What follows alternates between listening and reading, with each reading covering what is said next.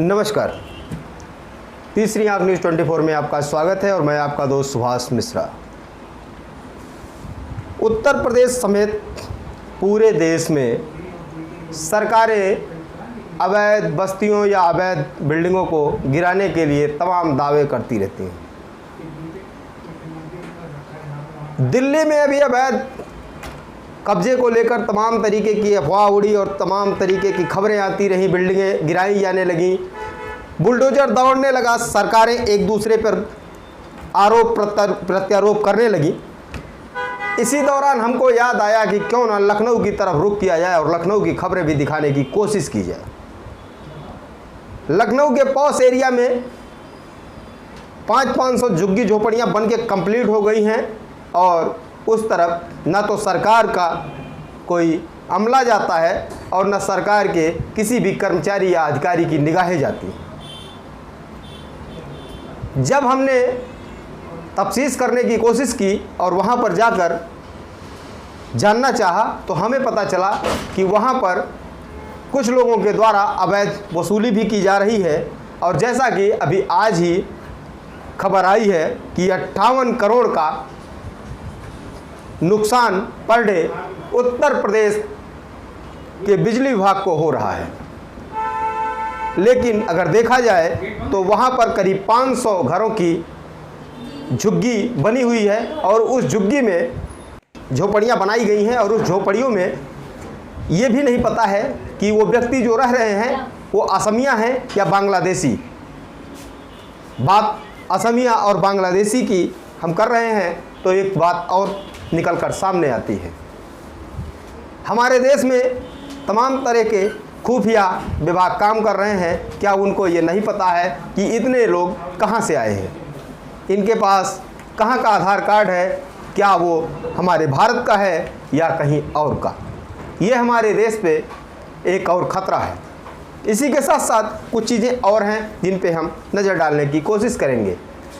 जैसा कि हम जब वहाँ पता करने गए तो हमको पता चला कि वहाँ से एक झोपड़ी से जो एक झुग्गी बनी हुई है, एक झुग्गी से करीब 500 रुपये पर मंथ उगाही हो रही है।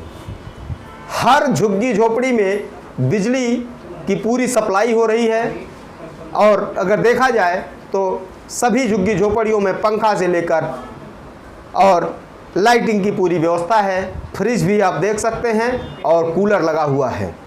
टीवी अनवरत चल रही है। और ये जानने की थोड़ी सी कोशिश ये भी होनी चाहिए कि क्या इन झुग्गी झोपड़ियों में जो बिजली सप्लाई हो रही है उसका मीटर कहाँ लगा हुआ है। अगर मीटर नहीं लगा हुआ है तो उस एरिया का जो सप्लाई स्टेशन है उस सप्लाई स्टेशन के लोग क्या कर रहे हैं, क्या वो भी मिले हुए हैं।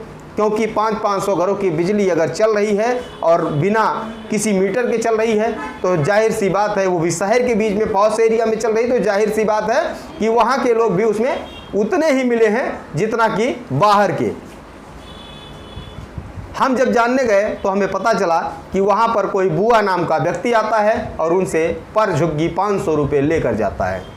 पानी की सप्लाई व्यवस्था है वहाँ, आप देखेंगे कि वहाँ समरसेबल लगा हुआ है, एक पुरानी जीप भी खड़ी हुई है, एक मकान भी वहाँ छोटा सा बना हुआ है, कमरा बना हुआ है और बिजली की सप्लाई तो अनवरत वहाँ चालू ही है जैसे पूरे लखनऊ में।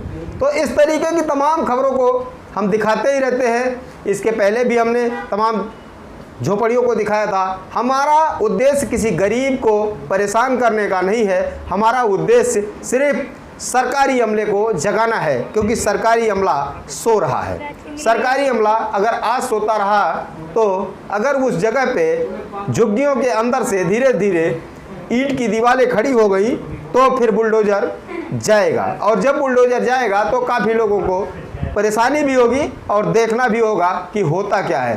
तो ऐसी तमाम खबरों को हम लेके आते रहेंगे और दिखाते रहेंगे। तो इसी के साथ एक खबर और भी है। अंसल एपीआई के द्वारा कानपुर रोड स्थित सेक्टर यम आसियाना में एक काम किया गया। काम क्या किया गया? गरीबों के लिए आसियाना बनाया गया। उस आसियाने में इतनी धोखाधड़ी हुई, इतनी लूट खसोट हुई कि अगर आप देखेंगे तो शायद आप शर्मिंदा हो जाएंगे। हम सिर्फ इतना कहना चाहते हैं कि एक तरफ तो अंसल एपीआई 8.5 लाख रुपए में गरीबों को आशियाना देती है और उसमें बिजली तक की व्यवस्था नहीं हो पाती है। दूसरी तरफ हमारे लखनऊ जैसे शहर में, उत्तर प्रदेश की राजधानी में आके लोग बाहर से, वो पता नहीं बांग्लादेशी हैं, असमिया हैं या रोहिंग्या हैं, ये तो जांच का विषय है और जांच होना भी चाहिए। ऐसे लोग आकर लखनऊ जैसे पॉश एरिया में, लखनऊ की पॉश एरिया में रहते हैं और उनको बिजली सप्लाई मुफ्त में दी जा रही है। यही सरकार बार बार कहती है कि दिल्ली में केजरीवाल की सरकार रोहिंग्याओं को तमाम तरह की सुविधा मुहैया करा रही है, लेकिन दूसरी तरफ अगर देखा जाए तो उत्तर प्रदेश में वही सेम कंडीशन लागू है। क्या वहाँ पर कोई दूसरा व्यक्ति काम कर रहा है?